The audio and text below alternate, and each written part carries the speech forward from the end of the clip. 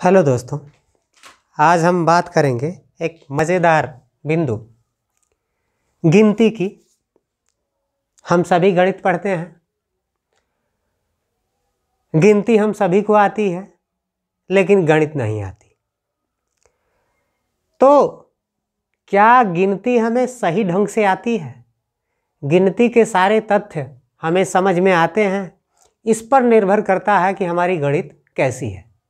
तो आज हम बात करेंगे गणित के उन तथ्यों की, उन फैक्टों की जिस पर हमारी नज़र नहीं जाती। तो आइए, गिनती हम सभी जानते हैं कि गिनती 1 से 100 तक हम पढ़ते आए हैं, पढ़ाते भी आए हैं। हम एक दूसरे को पढ़ते पढ़ाते हैं 100 तक की गिनती। लेकिन गिनती में क्या वे चीज़ें हैं जिस पर हमें ध्यान देना चाहिए और बिना ध्यान दिए हम अपनी गणित को इम्प्रूव नहीं कर सकते, उस पर चर्चा करेंगे। तो ये है गणित का कि हिंदी का में जो गिनती है गणित की, उसका कुछ हिस्सा है, एक छोटा सा हिस्सा, 10वां भाग, 1 से 10 तक की गिनती। यहाँ ध्यान दें कि ये क्रम से 1 से 10 तक लिखी हुई गिनतियाँ हैं जिसके कुछ मज़ेदार फैक्ट हैं। यहाँ देखा जाए तो इसमें कुछ नंबर सम हैं, कुछ विषम हैं। तो यहाँ देखा जाए 1 से 10 तक में सम नंबरों की संख्या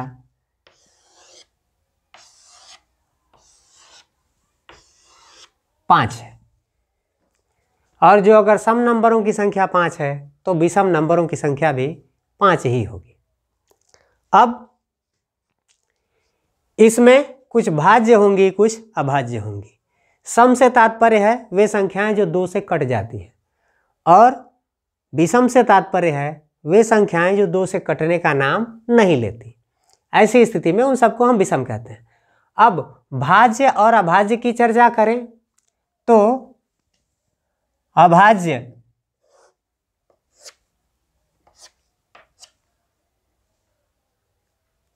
ये आपकी 4 अभाज्य हैं। इसकी गणना ना तो भाज्य में होती है ना तो अभाज्य में। तो इसमें 4 अभाज्य हैं, बाकी 5 भाज्य हैं, और शेष 1 न भाज्य है न अभाज्य है। तो याद रखिए, जो अगर 1 से 10 तक के में आधी सम है आधी विषम है, तो 1 से 100 तक में भी आधी सम होंगी और आधी विषम होंगी। अब उसी तरह जो अगर भाज्य अभाज्य की चर्चा करें तो 1 से 100 तक की गिनती में अभाज्य संख्याओं की कुल गणना 25 होती है। तो अब आते हैं हम दूसरे फैक्ट पर। 2 और 1 के बीच की दूरी 1, और 2 और 3 के बीच की दूरी भी 1। अब यहाँ ध्यान रखें, जो अगर 2 सम संख्याएं लें, 2 और 4, यानी कि 2 और 4 के बीच की दूरी 2 है, यानी कि क्रमागत संख्याओं के बीच का अंतर 1 होता है। और क्रमागत सम या विषम संख्या की चर्चा करें तो यह हर संख्या जो अगर सम लेंगे तो हर दूसरे नंबर पर आती है, इसलिए दोनों के बीच का अंतर 2 होता है। इससे संबंधित तमाम तरह के सवाल गणित में पूछे जाते हैं। सबसे पहला सवाल तो इस तरह बनता है कि 1 से 20 तक की संख्याएं दी गई हैं या 1 से 10 तक की संख्याएं दी गई हैं, तो उनका योगफल ज्ञात कीजिए। क्या होता है, उनके योगफल को हम कैसे पता करेंगे? तो जनरली एक तो तरीका ये है कि हम एक एक नंबरों को जोड़ते चलें। लेकिन क्या आपके पास एक दिवसीय परीक्षाओं में इतना समय होता है? तो इसके लिए हम एक सामान्य सा फैक्ट देखते हैं। याद रखिए, आइए एक सामान्य सा तरीका बताते हैं, या एक सामान्य फैक्ट जो आप सामान्य तरह से देख नहीं पाते। जो अगर पहले और आखिरी नंबर को जोड़ दिया जाए तो कितना होगा? ध्यान से देखिए, 11 होता है। उसी तरह इधर से दूसरे आखिरी पहले को और इधर से दूसरे आखिरी को जोड़े तब भी 9 2 11 ही होता है। इसी तरह तीसरे आखिरी को और तीसरे पहले को जोड़े तब भी 11 ही होता है। फिर चौथे इधर को और चौथे इधर से जोड़ें तब भी 7 4 11 होता है, और अंत में 6 और 5 को जोड़ा जाए तब भी हमें 11 ही प्राप्त होता है। यानी कि 11 के हमें 5 समूह प्राप्त होते हैं जो इनके जोड़े बनाने से हमें प्राप्त हुए हैं। तो क्यों ना ऐसा किया जाए कि हम यही जान लें कि जो अगर नंबर सम संख्या में हैं तो पहले और आखिरी को जोड़ने पर जो हमें मिलेगा वही शेष के नंबर भी बनेंगे जोड़ा बनाने में। तो जो अगर यहाँ नंबर 10 थे तो जोड़े 5 बने, जो अगर नंबर 20 होते तो जोड़े 10 बनते, और जो अगर नंबर 30 होते तो जोड़े 15 बनते। इस तरह से जो अगर हमें पता करना है कि 1 से 10 तक के नंबरों की संख्या कितनी होगी तो 1 से 10 तक के नंबरों का योगफल, तो 1 का 11 हो रहा है तो उसमें 5 जोड़े बनेंगे, 55 हो गया। जो अगर यह 20 तक चर्चा होती तो 10 जोड़े बनते, 110 होता।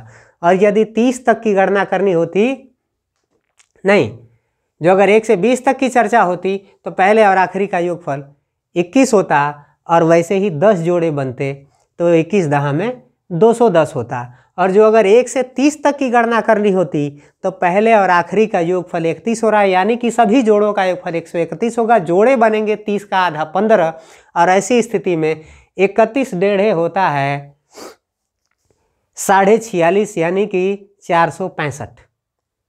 और इस तरह से जो अगर हम 40 का निकालते हैं तो पहले और आखिरी का योगफल 41 होता है, जोड़े बनेंगे 20, 41 दूना के 82 होता है, यानी कि उनके नंबरों का योगफल जो होगा वो सब 820 होगा।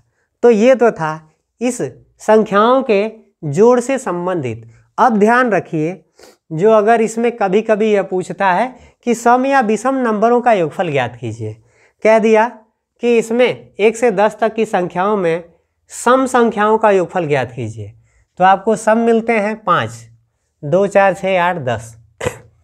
अब ऐसे में आप जोड़ा कैसे बना सकते हैं? तो ऐसी स्थिति में हम छोटे नंबर को बाहर रख लेते हैं और बचे हुए नंबरों का जोड़ा बना करके उनकी वैल्यू निकाल करके और जो निकाला था उसको जोड़ लेते हैं। और इस तरह से हमें मिलता है 10, 4, 14 और 8, 6, 14 दूना के 28 और 2 30 वैल्यू निकलती है। इसी तरह विषम की भी जो अगर चर्चा करेंगे तो 1, 3, 5, 7, 9 होता है। यहाँ भी जोड़ा नहीं बनेगा चूँकि 5 है, तो 1 को बाहर निकाल लेंगे और 3 और 9 को एक साथ रखते हैं, 9, 3, 12, इसका भी हो जाएगा 7, 5, 12, 12, 12, 24 और 1, 25 होता है। तो इस तरह से हम देखते हैं कि दिए गए चाहे जितने भी नंबर हों, बड़ी आसानी से हम उनका गणना कर सकते हैं, उनका योगफल प्राप्त कर सकते हैं।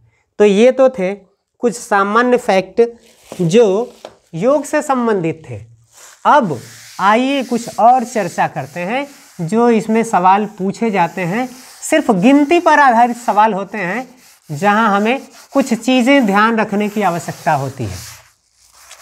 अब जो अगर आपको पूछ लिया जाए कि 1 से 50 तक के सम नंबरों की कुल गणना, कुल योगफल ज्ञात कीजिए, तो हमारा 1 से 50 तक के बीच में सम नंबर पहला 2 होगा और अंतिम 50 होगा।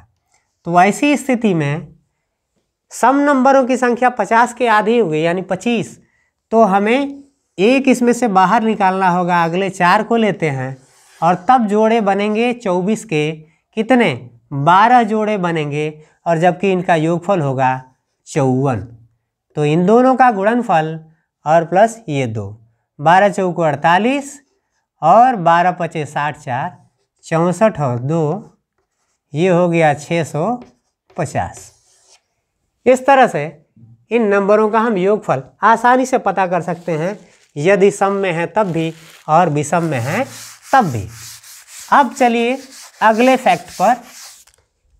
आपसे अक्सर सवाल पूछा जाता है कि दिए गए नंबरों का औसत निकालिए, यहाँ से यहाँ तक के नंबरों का औसत। तो औसत का मतलब समझते ही हैं, कुल नंबरों का योगफल अब बटे नंबरों की संख्या, यानी कितने नंबर थे। जो अगर हमें 1 से 5 तक की संख्याओं का औसत निकालना है तो सबसे पहले हमें इन नंबरों को जोड़ना होगा और जितने नंबर हैं उससे उसमें भाग देना होगा। तो यहाँ पता करते हैं, 5, 2, 7, 7, 14, 1, 15 और 15 में 5 से भाग देंगे यानी कि संख्या 3 है। अब याद रखें, जो अगर एक फैक्ट यह भी है कि यह न करके जो अगर संख्याएं विषम में हैं और वह भी क्रमागत हैं, तो याद रखिए दोनों तरफ से एक एक छोड़ते जाइए और अंत में जो बीच में बचता है वही उसका औसत होता है। जैसे हम कहें कि 7 से लेकर के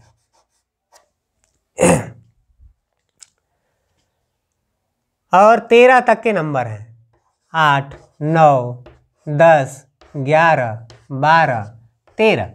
जो अगर हमें इनके एवरेज पता करना है, औसत पता करना है, तो एक तो तरीका ये है कि हम सीधे तौर पर इनका योगफल पता करें और कितने नंबर हैं उससे भाग दें, और नहीं तो दूसरा तरीका ये है कि एक इधर से ख़त्म कर लें, एक इधर से, फिर इसके बाद एक इधर से, फिर एक इधर से, फिर एक इधर से, फिर एक इधर से, और अंत में जो बीच में बचा है, क्योंकि नंबर विषम थे तो बीच में जो बचा वही इसका एवरेज है, यही इसका औसत है। नहीं समझ में आ रहा है तो यहाँ ध्यान दीजिए, इसको निकाल दीजिए और बाकी जोड़े बन जाएंगे आपके, यानी कि इधर से इसका जोड़ा बन जाएगा और इधर से इसका जोड़ा।